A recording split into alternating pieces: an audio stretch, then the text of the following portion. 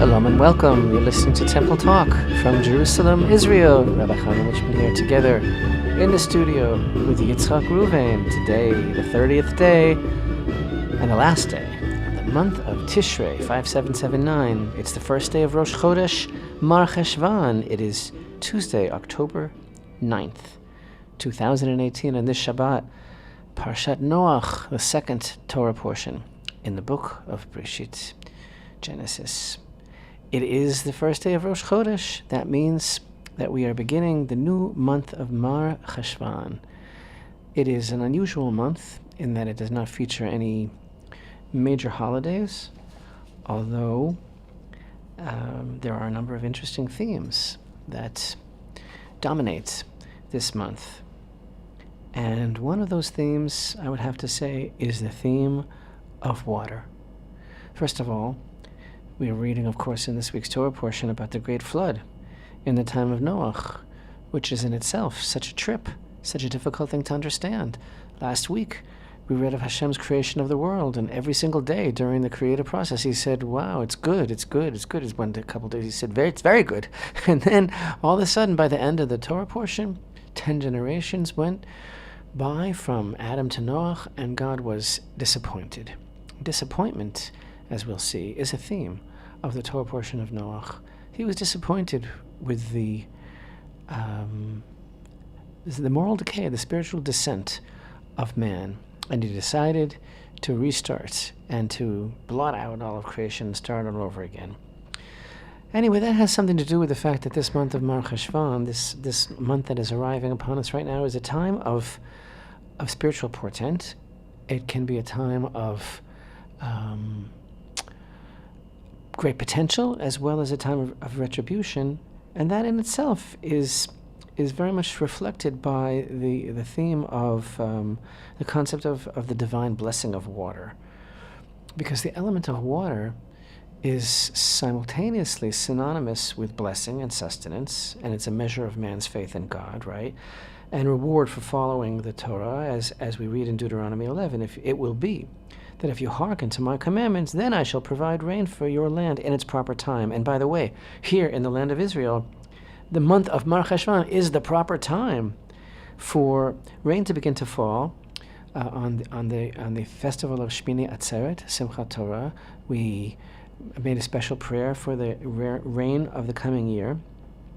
And it's during these days here in the land of Israel that actually it's going to be exactly a week from today, on the 7th day of Mar Cheshvan, we begin actually beseeching Hashem for life-giving rain. We begin in our daily prayers, we begin to say, V'tein talo matar, please give us rain.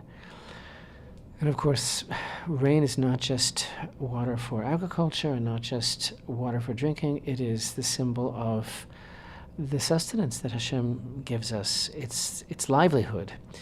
It's Hashem's caring for us.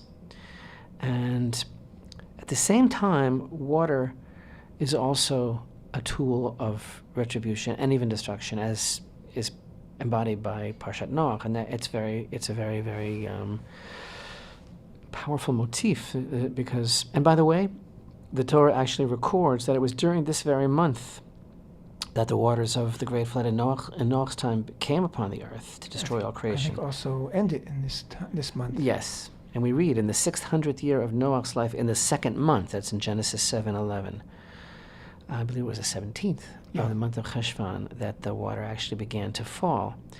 So, the question is, why does God use water to both nurture life and to sustain life, and also to deliver the measure of his wrath? I think this might have to do with the mystery of what we read in the very beginning of Parashat Bereshit. The Spirit of God hovered over the water. And this, of course, our great sages talk about the great mystery of how the Torah does not record the creation of water. Mm-hmm. The verse begins that the Spirit of Hashem, the Spirit of Elohim, Merachevet al Pnei Hamayim, was hovering over the water. Now, obviously, water is not a deity, and water was not pre-creation. But the very fact that the Torah does not record its creation testifies to its ancientness, to the fact that it was witness to creation. It's such a primordial element. This, by the way, has, on a mystical level, is very connected to the secret of mikveh. Mm-hmm. The secret of why water is the element of purity, and why the immersing in the waters of the mikveh, which literally is a type of rebirth and is emerging from the womb, because you have to crouch, you have to kind of take like a fetal position in order to get into the mikveh. And the mystery of how water purifies is related to the mystery of the fact that water on an ancient level is the oldest testimony to Hashem's oneness. And I don't understand that. And I don't understand how Hashem created... No, listen. I don't understand how Hashem created the world from nothing, but I also don't understand how I'm able to become pure. All in Hashem's kindness. So it's all connected. In other words, this process of faith, of believing in Hashem, of believing in Hashem's ability to create the world, and in Hashem's ability to bring purity to me as well, the person says, right? And so ultimately, and especially in the verse that I read earlier from Deuteronomy 11, it will be that if you hearken to my commandments, then I shall provide rain for your land in its proper time. Man's faith is constantly tested through water, right? And the fact that in the Genesis narrative, the creation of water isn't even mentioned, but rather we read in Genesis 1:2, and the Spirit of God hovered over the face of the deep. That teaches us that water witnessed the act of creation, and therefore it serves as a testimony to Hashem's unique oneness. So this is part of the message of Mar Cheshvan. It's the potential to choose life and not death, and it's like our lives are made up of water. How are we gonna use the living water of our lives? Is it going to be, are we open to receive the fullest divine influx of healing waters? That's what this month is really all about. And of course, there are many other themes. There's the anniversary of the passing of Rachel on the 11th of Cheshvan, and moreover, there's the whole profound mystical, or is it mystical? Maybe it's practical relationship between this month in potential and the rebuilding of the Holy Temple, ultimately, which we'll discuss at a further date. Before continuing, Yitzchak, I have to say that the very dear friend and listener, whose name is Reuven Michael Ben Miriam, asked me specifically to mention his name on our program. Reuven Michael Ben Miriam is about to have his leg amputated. Operation is imminent. Mm-hmm. And he asked me to share his name and to ask our listeners to pray for him. For Shalema. Reuven Michael Ben Miriam is an avid listener. I think he has listened to every Temple Talk from the beginning, and that is well over 11 or 12 years and well over 600 programs. Reuven Michael Ben Miriam asked me to mention that he is a student of the former student of the murdered Rabbi Meir Kahana, Hashem Yinkom Damo, and he is a very faithful and avid follower and listener of Temple Talk, and he asked that I mention his name and for a prayer request, and I immediately said, absolutely, I will mention Reuven Michael Ben Miriam. May Hashem send him a refuah shlema, and everyone please remember him in your prayers. Reuven Michael, the son of Miriam, is having a very, very serious operation today. Refuah shlema. Hi. In the meantime, Yitzchak, 2 weeks after the murder of our friend Ari Fold, we have 4 more orphans. Yes. We have this incredible execution-style murder in the industrial zone of Barkan in the Shomron of Kim Micheskel, who was 28-year-old mother of an infant. Right. And Ziv Hajbi, who I believe was a 35-year-old father of 3. Mm-hmm. And in the meantime, the head of the Palestinian Authority announces that he's going to be paying the terrorist a lifetime salary, Right. while the IDF has embarked upon an intensive manhunt because he fled the scene. The UN refused to condemn this atrocity, this murder of Jews. This woman was actually tied up. Yeah. She was cuffed with what do you call that in English? A zip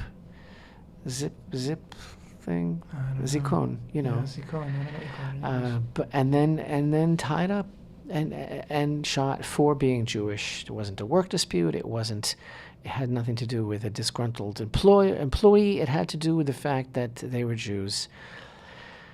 And in the meantime, in addition to the fact that the UN didn't condemn this murder of Jews, terror that we contend with here constantly, and in addition to the fact that the PA, our peace partners, that we're supposed to divide this land amongst, are going to be paying a salary for his deed of killing Jews.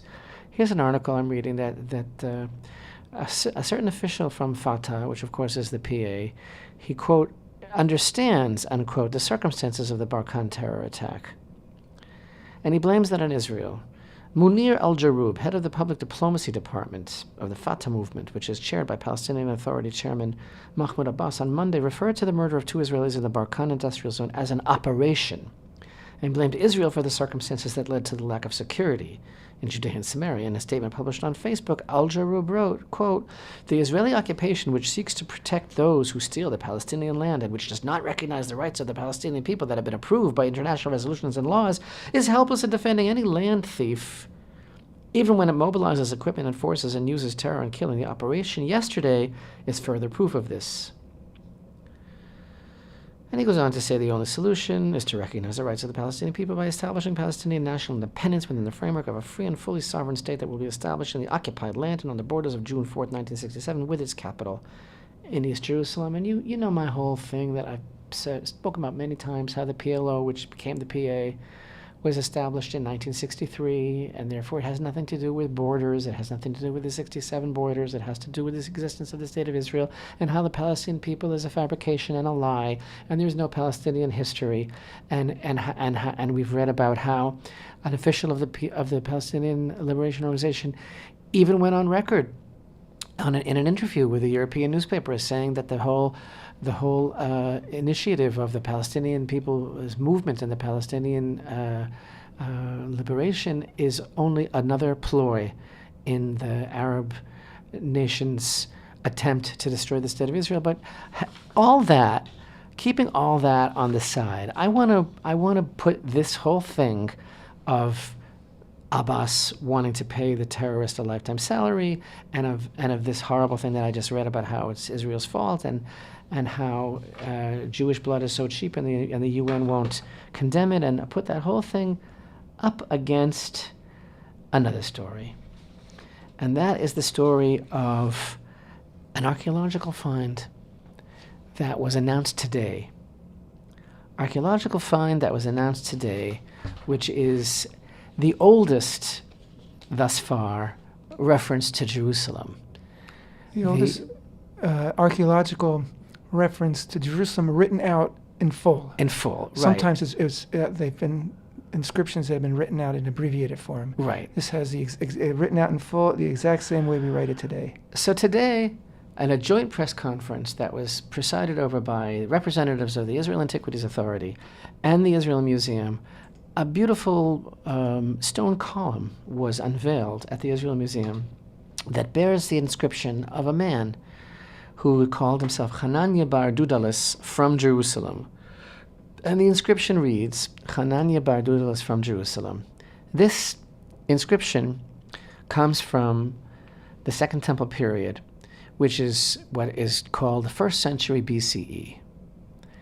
And it was actually unearthed in downtown Jerusalem, where a huge excavation was taking place right next to the International Convention Center for what's going on there. There's been a lot of development. There's the new train station. There's a parking lot for the train station. There's a new road there. So somewhere in that whole thing, they unearthed this unbelievable column, and there's pictures of it in the press today, in the Times of Israel and in the Mar Cheshvan, and it was announced today. And so I think my point is clear. I hope. I mean, here the Fakistinians, are talking about the Israeli occupation. They're talking about. I'm going to try to control my blood pressure here because I really have a problem. Yeah, you control it. I'm really having a problem even looking at these words. The Israeli I can't even do it, slurring. The Israeli occupation, which seeks to protect those who steal the Palestinian land and which does not recognize the rights of the Palestinian people that have been approved by international resolutions and laws. What Palestinian people? What Palestinian land? How do we steal our own land when here is an inscription with the word Yerushalayim, Yud, Resh, Vav, Shin, Lamed, Yud, Mem, Yerushalayim in Hebrew from the era of the first temple, first century, second temple, first century, from right here where I take the train to the bus home, right there where you buy a falafel, that's where it was unearthed. And he's talking about, how do I steal my own land? How does the Jewish people steal their own land? And the audacity of the world to participate in this lie, in this revisionist history, and the audacity of the United Nations to see Jews being murdered in their own land for being Jews. Well, all these incredibly contorted leftist organizations are in support of boycott and divestment and sanction, and Israel is apartheid, and Israel is cruel, and Israel is killing Palestinians, and the University of Michigan compares Netanyahu to Hitler, and all these ridiculous, horrendous, absolutely obscene things that are going on in the world against Israel and the Jewish people. And here you have these beautiful Jews, mothers and fathers, that are murdered in cold blood for being Jews. And here's a stone, ladies and gentlemen, that says on it the word Yerushalayim, that comes from a time when the Palestinian people were not the Palestinian people, which they are not now. They were, who knows what, savages. They didn't exist. They don't exist now. The people who lived here then are not the people who live here now, who call themselves Palestinians, are not the descendants of the people who lived in the land at that time. In any case, it's just, the beat goes on. It's just unbelievable, and I can tie all of this into parashat Noach. I'll be glad to. I can tie it all into the flood. I can tie it all into all the licentiousness and lawlessness and chaos and miscarriages of justice that our sages describe were the hallmark and characteristic of the generation of the flood. When human life was cheap, when there was no regard or respect for anything decent or real. And you look at the faces of these Jews that are murdered, and you look at the reaction of the world, and you look at the continued process of just this whole wretched, unbelievable, godless, murderous process of Palestinian revisionist history, and the world just sits by and nods its head, and we have more orphans and more people to bury, and it's like, we're stealing our own land. It's that. How do you do that? I've heard of ventriloquists. I've heard of circus acts and contortionists. But how do I steal my own land when here's my own stone column with the name of my city on it in biblical Hebrew? I'm trying to say something here. I hope I'm getting it clear. Sounds loud and clear to me, Rabbi.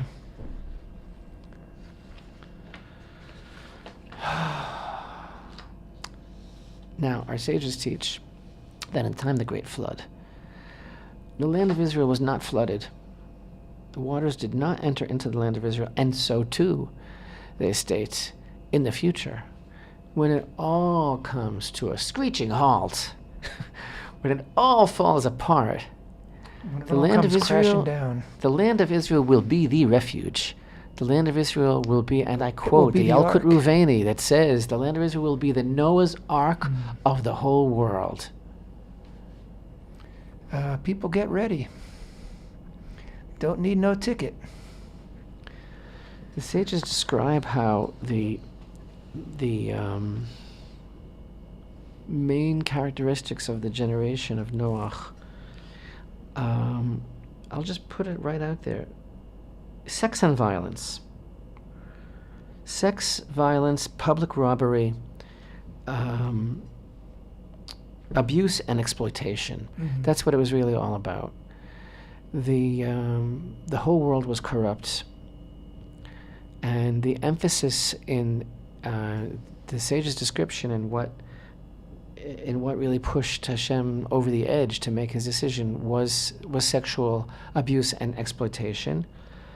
But the verdict, as it were, on the destruction of the generation was not sealed until the sexual exploitation and abuse was joined with robbery, mass public robbery, which, by the way, in Hebrew is called Hamas. Right. Hamas. The earth was full of Hamas.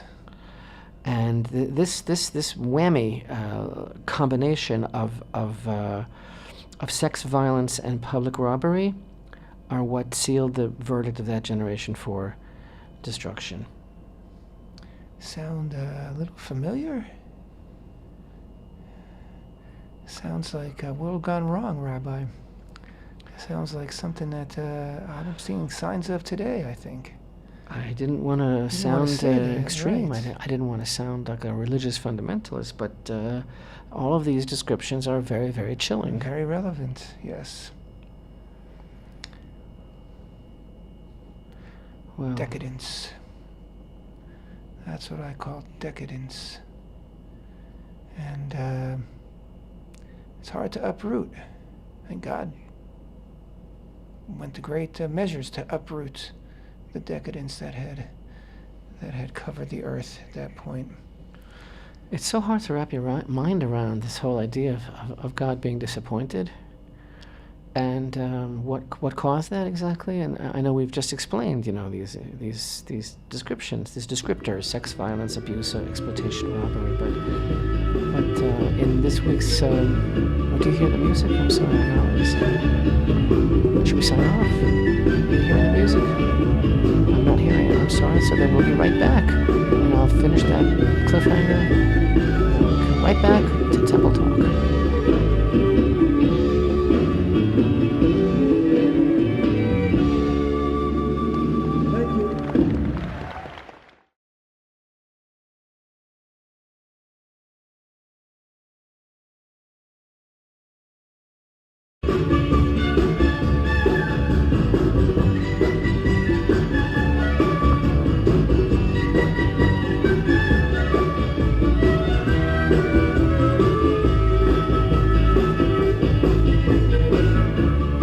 Shalom and welcome back to Temple Talk. This is Yitzhak Reuven with Rabbi Chaim Richman here in Jerusalem, Israel.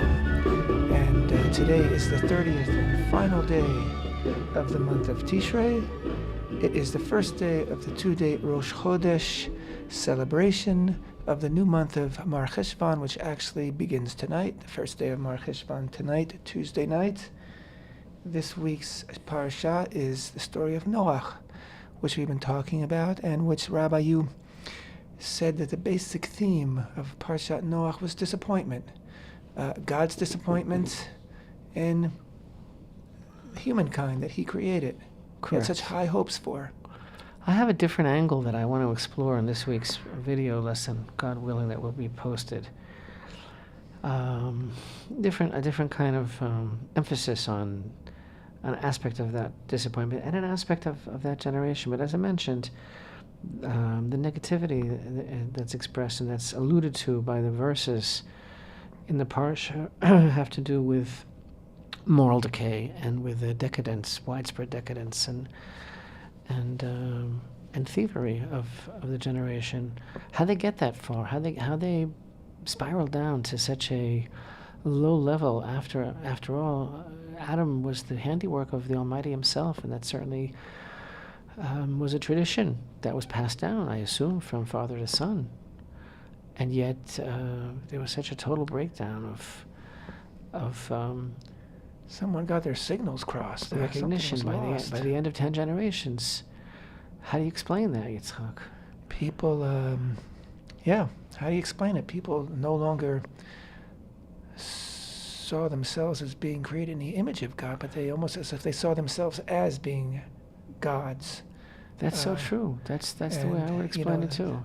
The my way or the highway seemed to be the motto of mankind at the time. And even after Noach emerges from the ark with his sons and their daughters, and God makes a covenant with Noach on behalf of all future mankind, as we know the 7 Noahide laws, and Noach and his sons are commanded to be fruitful and multiply and repopulate the earth. Yet, the conclusion of the parashat Noach moves forward over the next 10 generations, and it seems that there was another decline in mankind again that had slightly less catastrophic ramifications. But of course, I'm referring to the Tower of Babel. It's crazy, isn't it? I mean, that whole thing, the Tower of Babylon, what's called the generation of the dispersion, is and again, personified, typified that what was going on there was a absolute rebellion against God's sovereignty. Revisionist history. It was about becoming gods, and it was just, I mean, the earth was barely dry. Yeah. They should have remembered that, we went wrong somewhere. But, by the way, famously, the Tower of Babel is the symbol of the European Union, I believe. Yeah, you're right. Ouch. Anyway, it was an attempt to dethrone God, Mm-hmm. to make a name for themselves and to be God. So, from Adam to Noah, 10 generations. From Noah to Abraham, 10 generations, and there's just something going askew with the relationship. Right. I think the entire book of Genesis and even the entire Torah is primarily about the relationship between man and God, and it was a rocky relationship from the start. And I think that God and man both had to.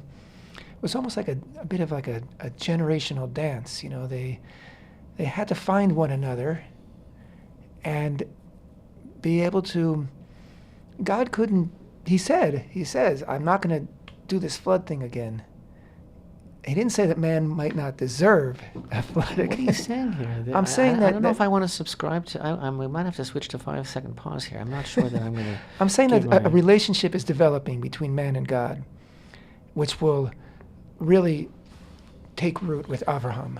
But what is God asking for? After all, what happened here? The story of the generation of Noah. It's pretty bizarre that type of total disintegration into that kind of chaotic behavior. But I mean, it's not unique in history. Like I say, we see many signs of it today. This is human nature. When there's a total disconnect, when man is not seeking God, and when man is trying to replace God, then it becomes critical. That's what happened in that generation, and that's what was happening in the generation of the Tower of Babel. Again,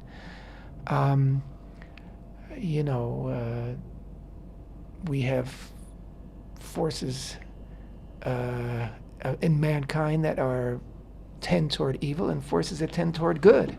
And we hope that the forces toward good and toward a relationship with God will hold the balance. I think a lot of it has to do with man's attitude towards his position in the world, towards life in general, towards a greater intelligence,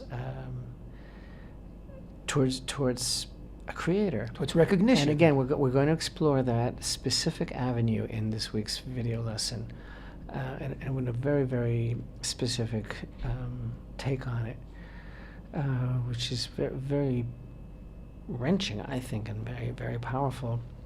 But the illustrious Rambam, Maimonides, in his philosophical work, Guide for the Perplexed, he discusses the whole question of how is it that mankind came to be so idolatrous. And idolatry, which, by the way, isn't so simple. It's not been completely banished from the world. It still exists in many forms, and it's in its most raw and primal form also includes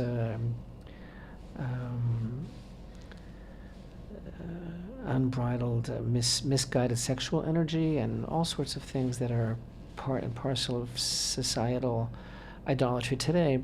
Anyway, the Rambam, he talks about how did it happen.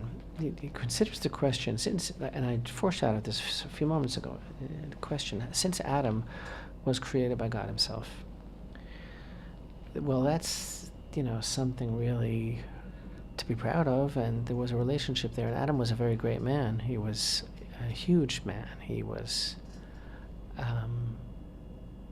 his soul was inclusive of all humanity. Mm-hmm. And if a person receives a citation or a medal from a king or president or something, that's something that it's an heirloom. They pass it down in every generation. Everybody knows about it. The grandchildren are going to know about it. Right. So how is it possible that Adam's descendants lost knowledge of the one God after he was actually his handiwork? Why was that not a matter of tradition and great pride, a source of great pride and a source of tremendous acknowledgement?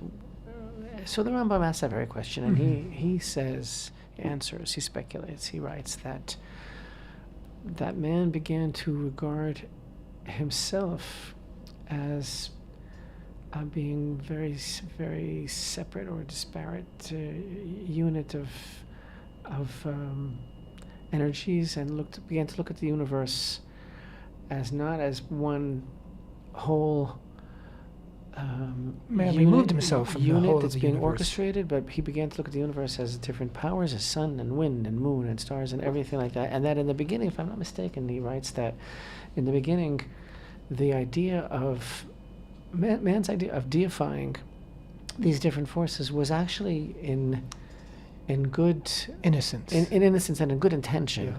And it was actually like giving homage to the forces that Hashem created. Right. It's like showing respect to the, as it were, to the children of the king, showing respect to the forces that God appointed to administer, to watch over, and to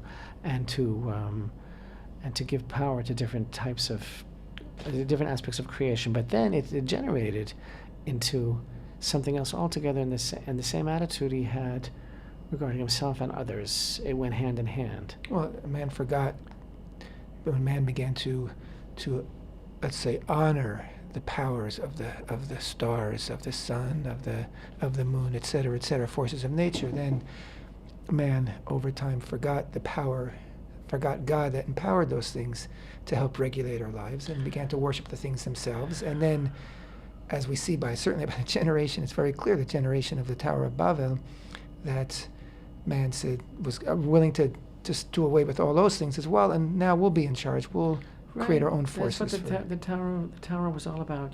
This isn't about God; it's about us. And this is what God, in the end, we just finished Deuteronomy, and over again in the book of Deuteronomy, God is saying to Moses, who's saying to Israel, don't think that you're the ones doing this. Don't think that you're so great. Don't think that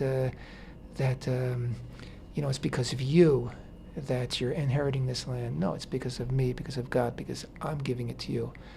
And it's a very, very important lesson that becomes more and more important the more independent, the more full of knowledge, and the more we develop as human beings. It becomes a more and more important lesson, because we're more prone to take it for granted and to assume these things upon ourselves, like we're the ones who make all these things happen, which is not true.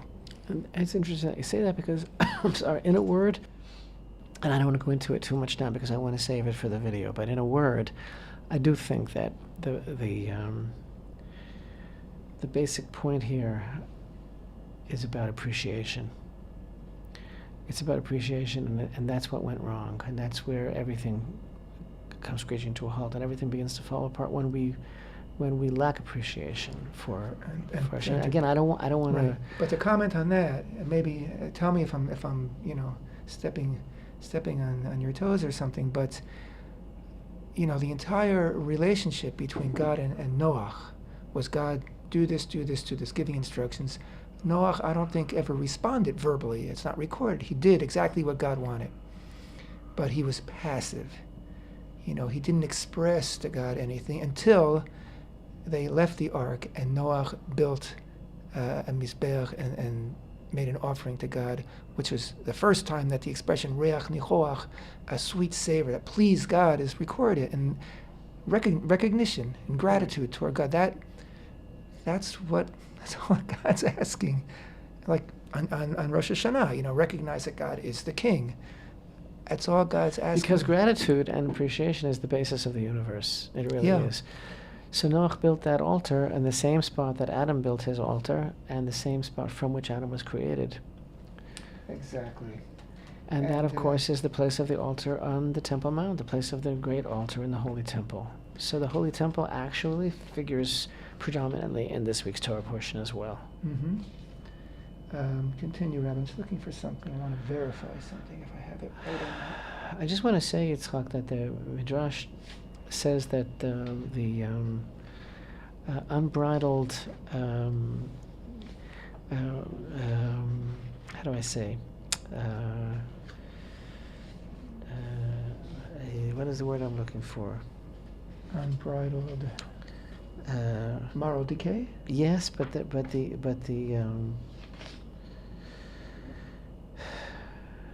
when something is dissembled, the sexual energy and desires of that generation were so abandoned, and they were so the people were so given over to their lusts that the style of clothing, the sages say, and this was part of the factor that sealed their verdict for destruction. The style of clothing was that their sexual organs were exposed Mm-hmm. in their clothing as they walked. Mm-hmm. And again, I don't think that's very rampant in society today, but it sounds very close Yeah. as far as like the whole attack on gender, the whole attack on the validity of sexual identity, and by the way, occasionally in the papers all across the world, you read kind of like these oddity items about people who marry their pets. Yeah. You read that occasionally. Yeah. Sages also describe that in this time, people openly had sexual relations with animals and actually drew up marriage contracts with animals. Mm-hmm. And this is something that occasionally you actually read about today as well. Yeah, I mean, I think that's what the word decadence is all about. That's why I use the word decadence. It's just a total loss of any moral equilibrium. And everything just goes awry. And that's, the way you express it, attack. It's an attack on gender today. It's not, it's spoken of in different terms, but it's basically an attack on gender. And it's attack on, which really comes down to an attack on be fruitful and multiply. Right. It's an attack on straightness, on straightforward biblical It's an divinely attack ordained on the human relations. race. Right, exactly. I It's want the to say- that's the word I was looking for before when I was undoing. It's the undoing of humanity. And the whole idea of the Tower of Babel afterwards also was a certain kind of undoing of the image in which man was created. Yeah, totally upside down. And of course, the great midrash about the Tower of Babel, that as they were building the tower, when a person would fall from the tower, one of the builders, and die, the UN didn't report it. Nobody mourned it, but when a brick fell, Right. it was a catastrophe. They had erected this very elaborate mechanism. It was like an incredible technological wonder of raising building materials and bricks all the way to the top. And as they grew higher, occasionally a stone would fall. And the Midrash chillingly relates that everybody involved in the building, they would just stop and weep uncontrollably over the fact that one stone fell down. They have to pick it up again. But when a person would fall down, they would just keep right on working. Sounds like a Facebook type of world. Hope I don't get in trouble for that. So I was referring, I wanted to make sure my spelling was right. Just wanted to point this out in our parashat in Genesis chapter 8, verse 4. And the ark rested on the 7th month, on the 17th day of the month, on the mountains of Ararat, right? And Ararat is spelled Aleph Resh Resh Tet, which actually shares the same gematria as the word Kodesh. So it's, you said before, Explain what gematria is. Gematria is the numerology. It's Numerical value. Numerical value of each of the Hebrew letters. And so these letters, Aleph, Resh, Resh, Tet, add up to 410, which is what the word Kodesh, Kuf Vav Dalet Shin, also adds up to. So you mentioned before that this was the place, it says he was on Mount Ararat, and that's where he built his Mizbeach, his altar. But he said, but that's the place of the Holy Temple. But again, the word actually alludes to it, because we refer to the Temple Mount also as Har HaKodesh, as the Holy Mount. And that word Kodesh is alluded to in the word I think Mount Ararat is in Turkey. That's what they say, yeah. But I'm just saying I have no problem with that, because I think that the ark rested there, but then I think Noach returned to Yerushalayim. I think he returned specifically to the place of Hashem's mountain, from where humanity. I can go with that. That would be the place to build where the humanity, altar, right. And he knew very well Right. that was the place where a man seeks out God. Yeah, that would be the place to build your altar.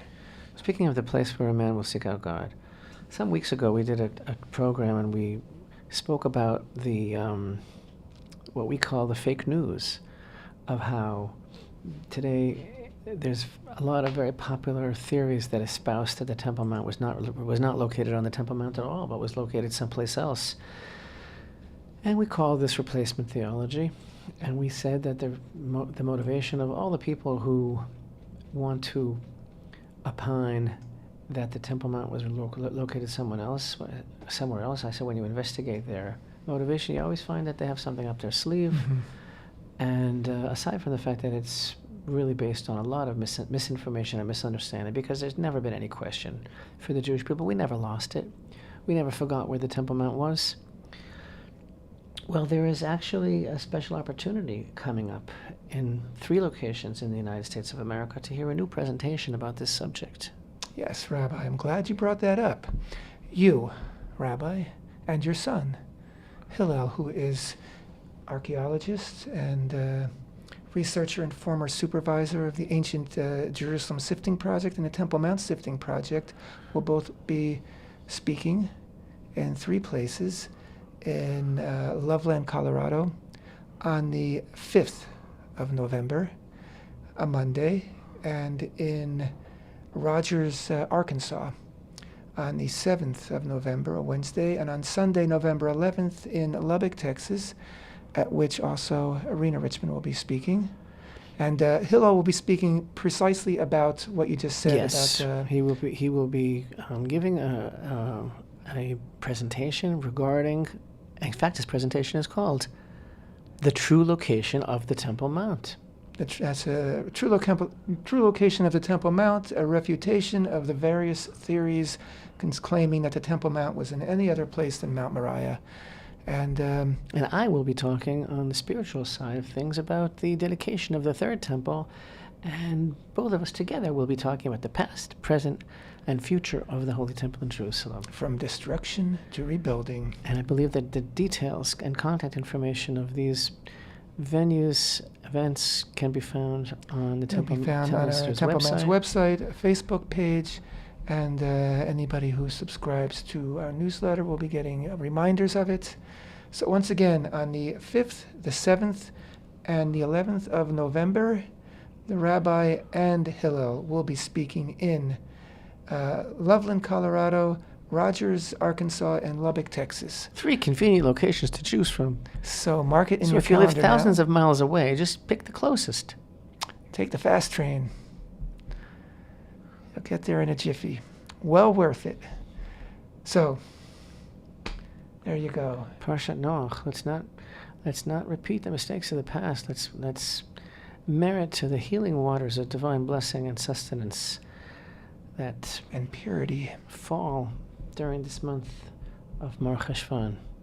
And yes, and may the rains begin to fall very soon. In fact, 1 week from today, I think 1 week in a day, we will begin the daily blessing, daily request for rains in our land. I want to wish all our listeners a wonderful Chodesh Tov, new month of Mar Cheshvan. May it be for a blessing. And again, we want to wish a complete and speedy recovery to Ruve Mikhail Ben Miriam, who is undergoing a very serious operation. We appreciate prayers for him. Amen. And that's it. Here's the music. So thank you very much for being with us this week on Temple Talk. Temple Talk.